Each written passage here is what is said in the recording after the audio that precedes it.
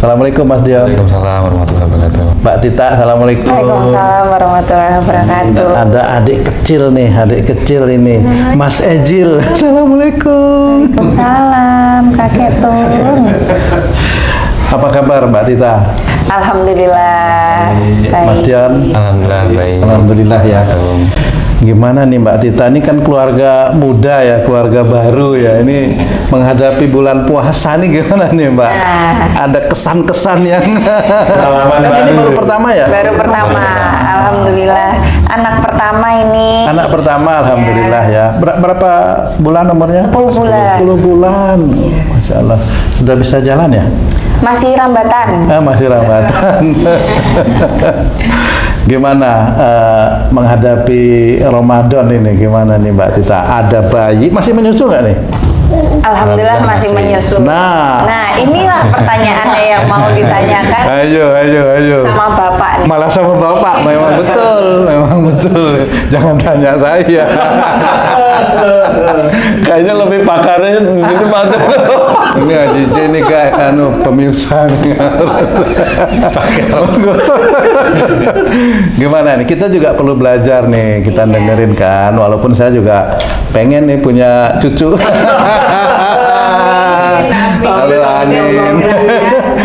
Amin. Doain Mbak Tit.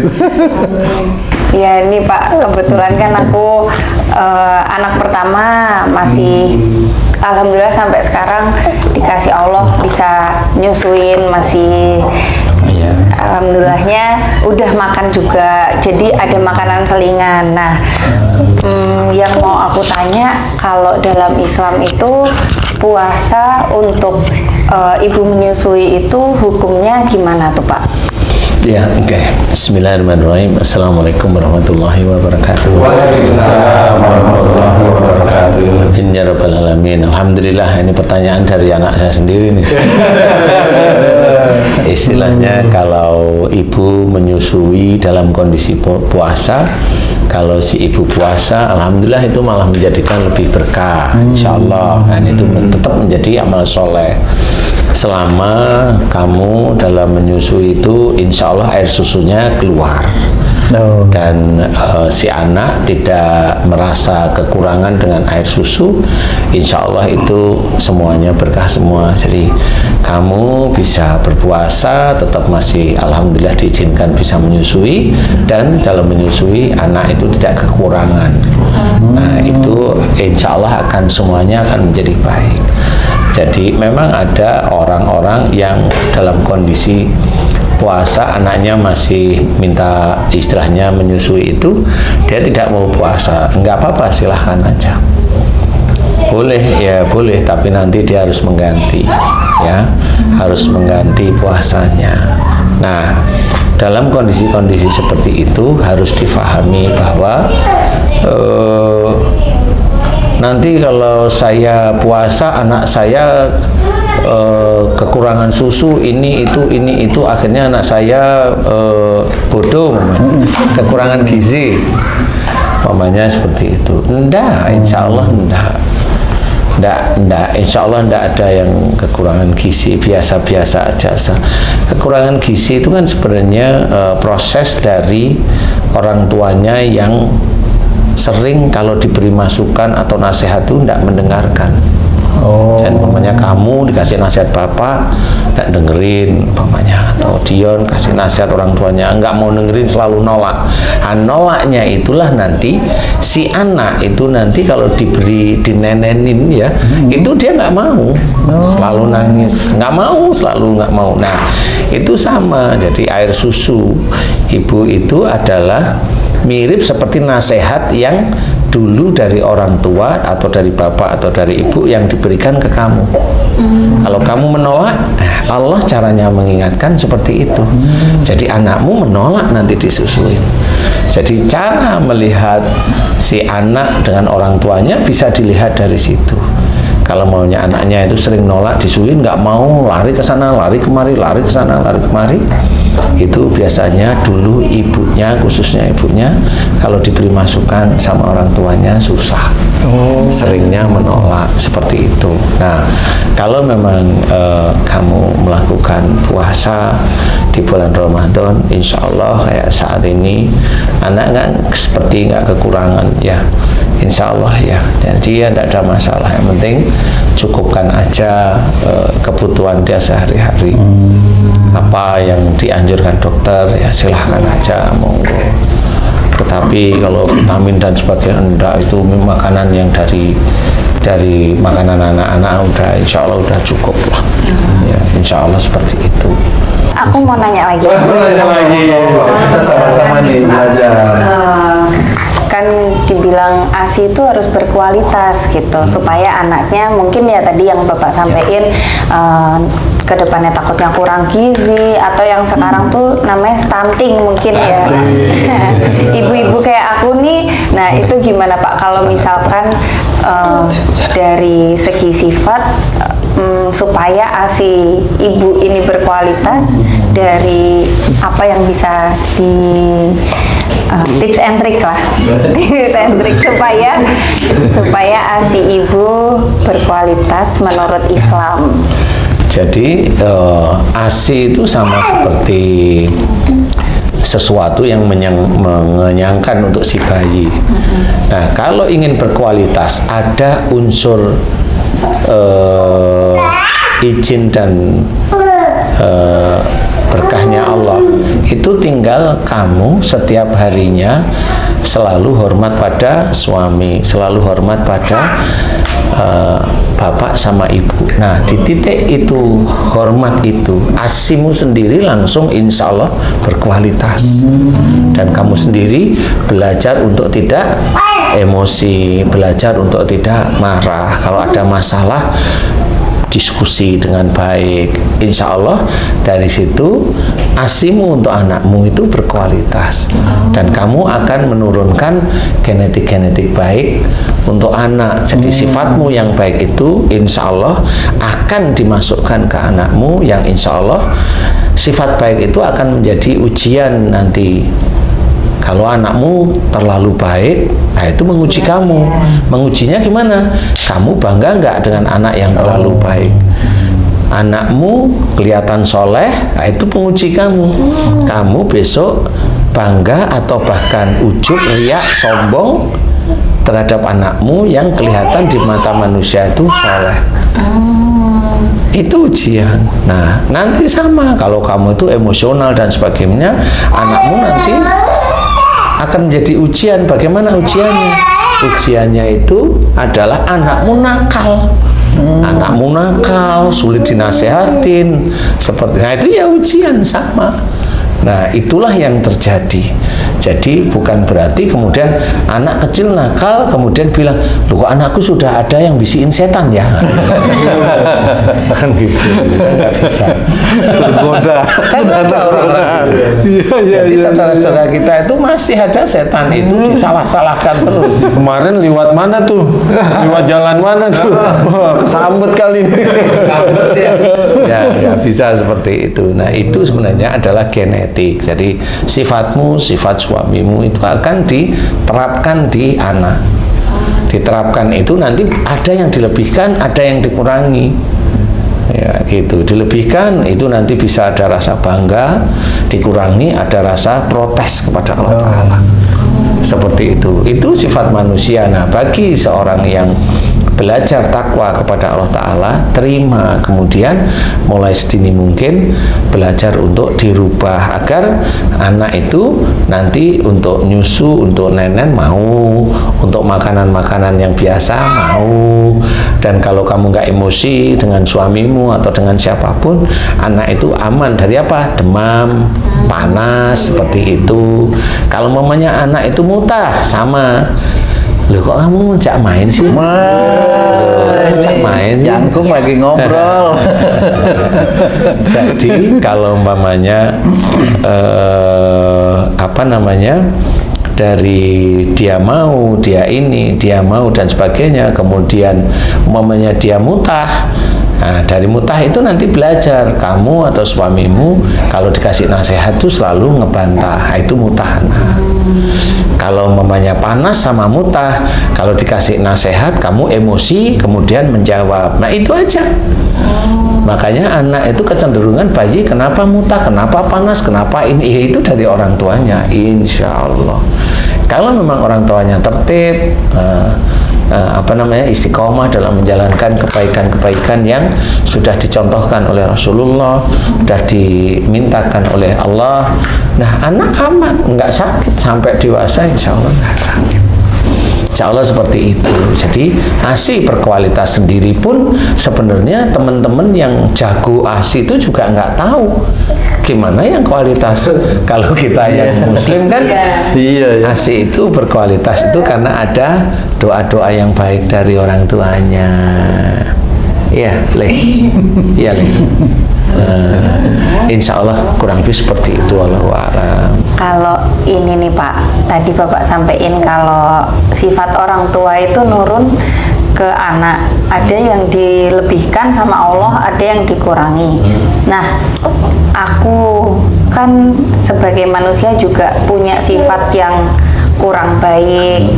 Mungkin ya kalau punya sesuatu harus diturutin. Nah, ini udah mulai kelihatan nih Pak.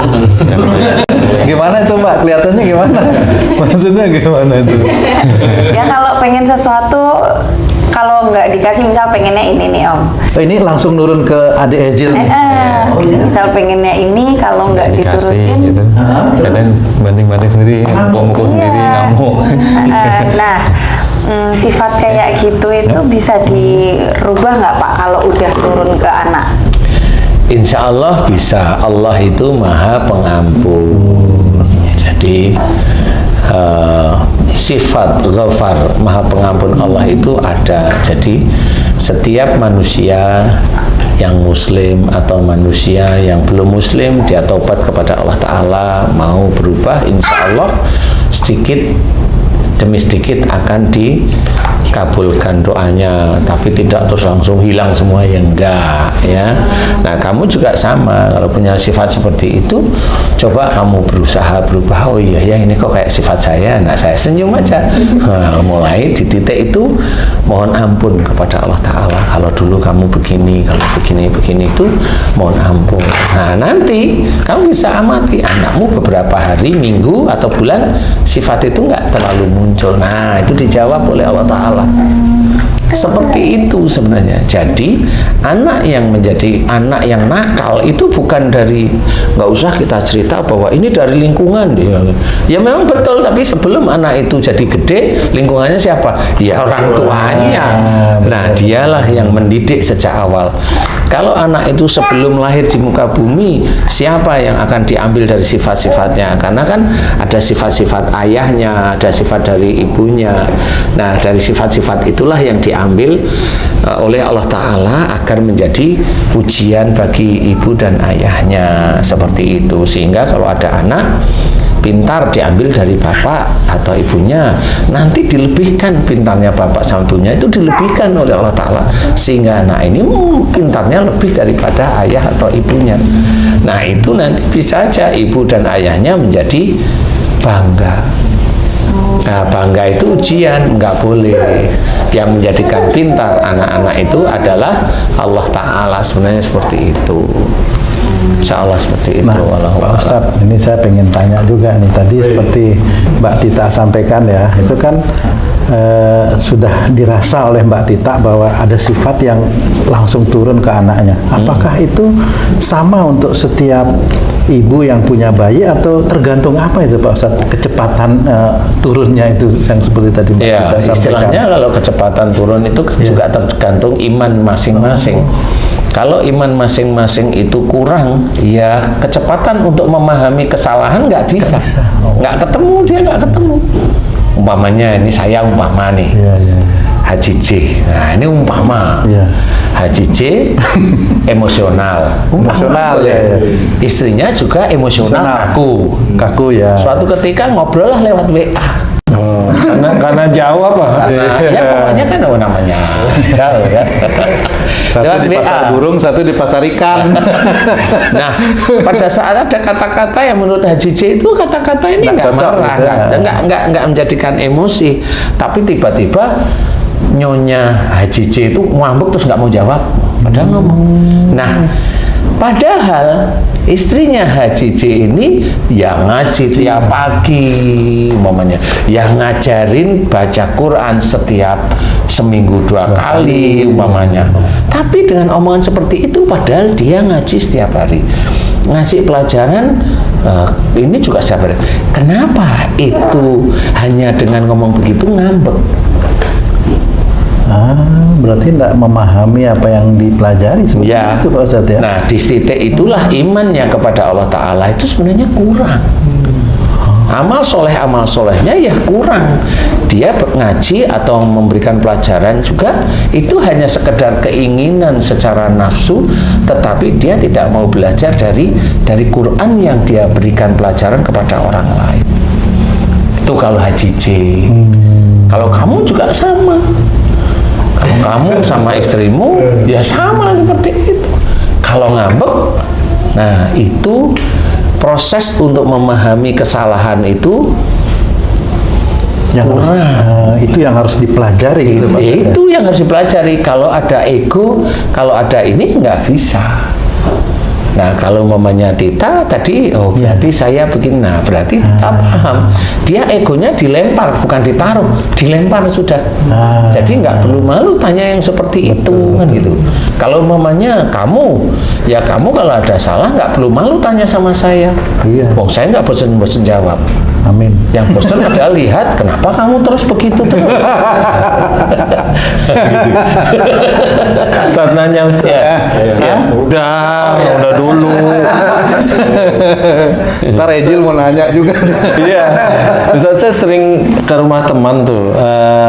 Biasa kan pasti nanya tentang cucu Ustaz. Nah, cucu teman saya ini saya lihat sendiri. Iya, cucu teman. Saya sering ke rumah teman kan. Sebaya berarti udah punya cucu. Tenang Pak, sebentar lagi Pak. Amin. Nah, cucunya ini kan tadi kan Mbak Tita bilang kan ada sifat orang tua yang buruk menurun ke anak. Nah, ini juga saya lihat ada cucu teman saya ini sering masih setahunan gitu, Ustaz. Lempar, nggak senang lempar. Ada apa aja di atas meja lempar. Itu kesalahannya di mana tuh, Ustaz? Iya, itu ke salah satu orang tuanya ada yang gampang tersinggung. Gampang tersinggung, kalau punya keinginan langsung ngambek kalau nggak terpenuhi. Insya Allah ya. Karena dari sifat anaknya, dari cucunya itu ngelempar, tinggal dilihat aja. Nah, tinggal si ibu atau ayahnya itu mau nggak dia berusaha baik, kan begitu. Kan tahu itu sifat anaknya, kan tinggal berpikir, kayaknya saya ini. Yang lebih penting lagi mau nggak mengakui. Itu nama cucunya temennya siapa Ji? Nggak penting lah nama. Maaf ya. Itu bisa penting loh. Nanti kita tahu ya. Nanti siapa tahu nanti itu begitu juga. Nanti gantian. Itu anaknya siapa Pak? Gitu ya. Daerah mana tuh?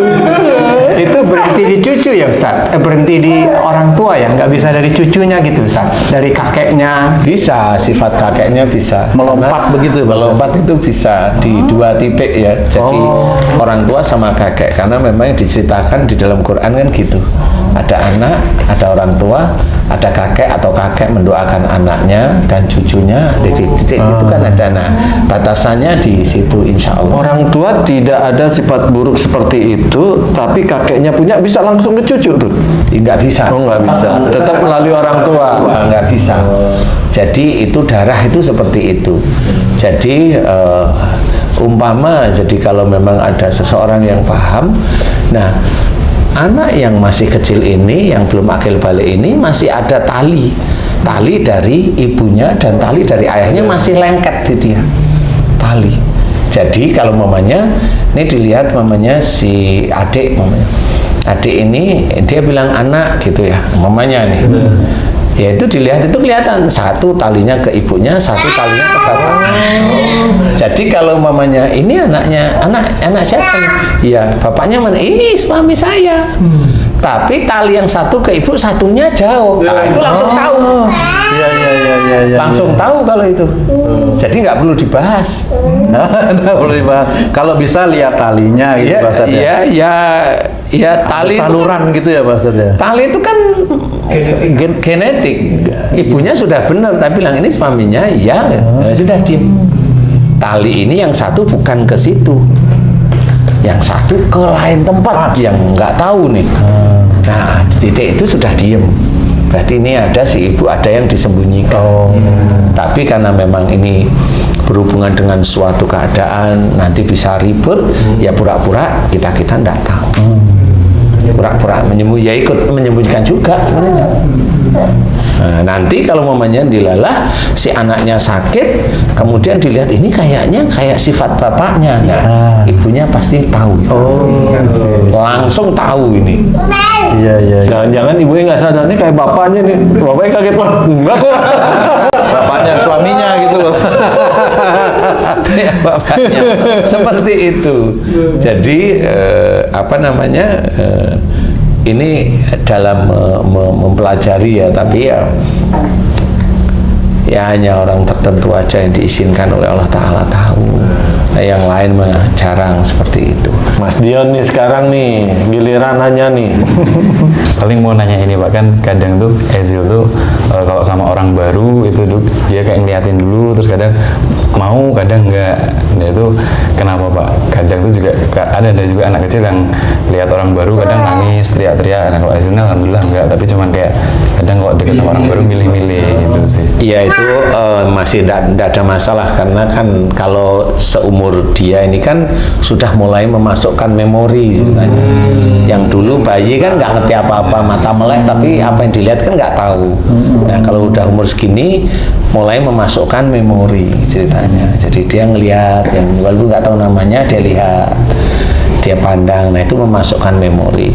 Kalau melihat orang baru melihat, dia mau memasukkan memori. Jadi itu istilahnya kepandaian yang diberikan oleh Allah Ta'ala ya seperti itu. Jadi pelajaran dia adalah memasukkan memori. Makanya nanti kalau sudah bisa bicara atau ngomong dan sebagainya, kalau sudah mulai bisa berpikir, diajari ini adalah ilmu-ilmu agama. Jadi dia seperti kertas putih yang belum kotor istilahnya, masih polos, itu masih bagus nanti. Insya Allah seperti itu. Jadi kalau memang melihat orang normal atau melihat orang nangis, nah itu menurut dia orang ini nakutin menurut dia, tapi kan nggak ngerti yang bagian mana.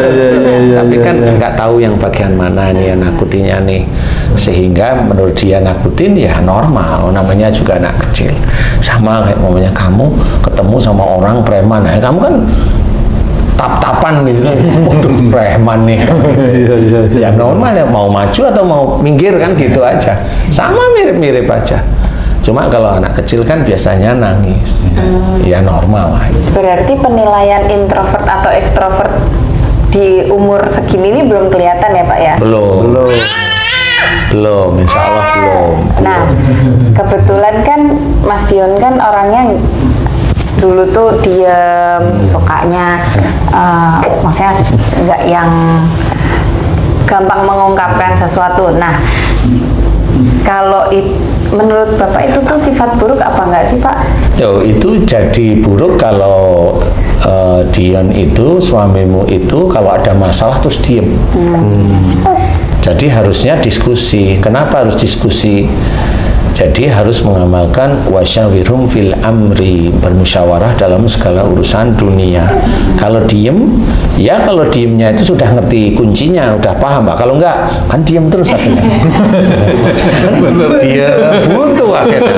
Nah, pasien-pasien Bapak yang buntu kayak Dion itu rata-rata nanti skizofrenia.